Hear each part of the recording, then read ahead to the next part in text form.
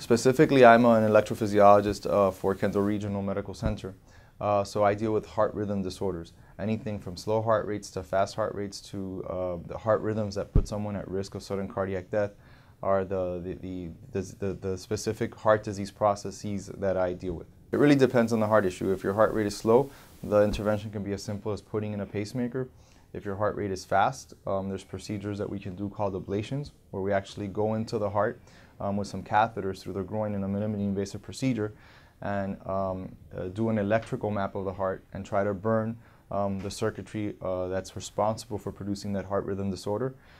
If you're at risk of sudden cardiac death, the procedure may be putting in what we call an implantable cardioverter defibrillator, which is actually a device that gets placed in the chest with some cables that go into the heart that can essentially shock the heart if it were to go into one of these rhythm abnormalities that can be fatal.